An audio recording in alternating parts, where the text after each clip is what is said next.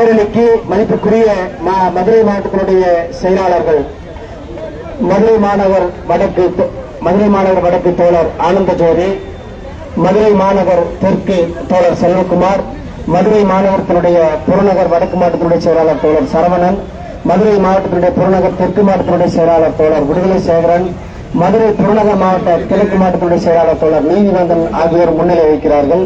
இந்த பேரணியை மதிப்புக்குரிய திராவிட முன்னேற்ற கழகத்தினுடைய செயலாளர் அருமை சகோதரர் அண்ணன் தளபதி அவர்கள் துவக்கி வைக்க வருகை தர இருக்கிறார்.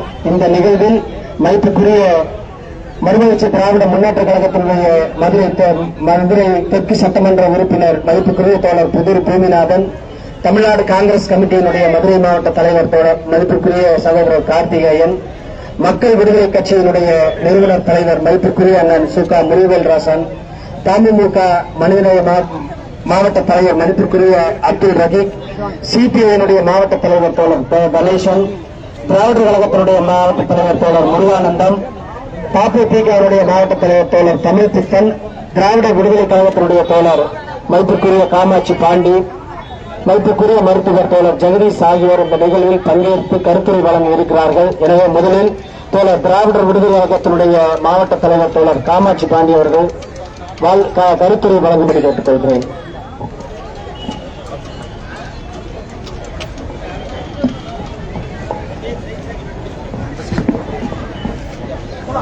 தோழர்கள் அனைவருக்கும் வணக்கம். ஐயா சமூக நீதி போராளி தோழர் ஐயா அதியமான் அவர்களையும் தொடர்ந்து இந்த சமூகங்கள் ஒரு படி முன்னேறி இன்று ஒரு படிநிலை அடைந்து பல இடங்கள்ல இந்த மக்கள் முன்னேற்றிட்டு இருந்தா அது அவரோட 50 ஆண்டு கால ஒரு அரசியல் இழைப்பு தான் இந்த முன்னேற்றம். உள்ள மக்கள் ஒவ்வொருவரையும் நீங்க உணர்ந்து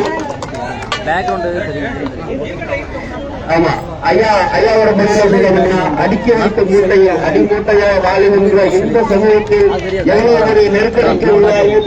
கடந்த 400 பிற்படுத்தப்பட்ட சமூகத்தை சார்ந்தவனாக இருந்தாலும் அண்ணன் குளத்தூர்மணி அமைப்பை தொடர்ந்து இருந்தாலும் எப்பொழுதெல்லாம் அவரை நான் சந்திக்கிறனோ அந்த நான் சில வயதிலிருந்தே இந்த ஜாதிய கொடுமைகளை எனக்கு மாற்றப்பட்ட ஒரு பிற்படுத்தப்பட்ட சமூகம் தான். அதனால இதன் வழிகளையும் அதிகமாக உணர்ந்தவன் என்ற முறையில் அவருக்கு பின்னாடி நிற்பது எங்களுக்கு எப்பொழுதும் ஒரு வரலாற்று கடமை என்றுதான் அது எங்களோட தலைவர்கள் அதைத்தான் சொல்லிக் கொண்டே இருப்பார்கள்.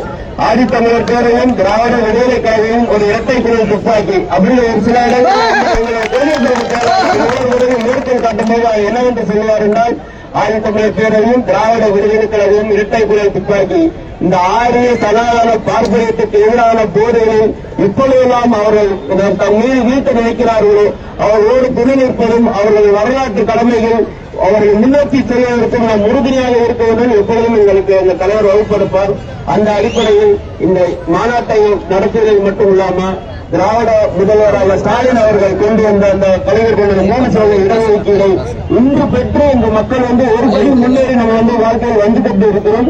அதற்கு சில உறவுகள் கொண்டுதான் இருக்கிறது, அதையும் நாம் மறுக்கவில்லை.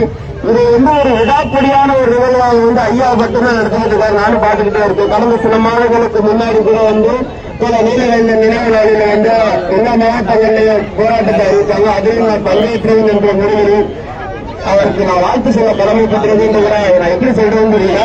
நீங்கள் மட்டும் உறுதியாக உணர்ந்து கொள்ளுங்கள்.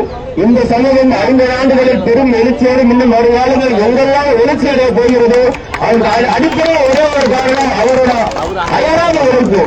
நீங்க நினைக்கிறது கூட அவர் கடுமையானது. அவருக்காக நான் சட்டமன்ற உறுப்பினர் அவர் போட்டியிட்டு கூட நாங்கள் தனிப்பட்ட முறையில் கூட அவருக்காக கூட அவர்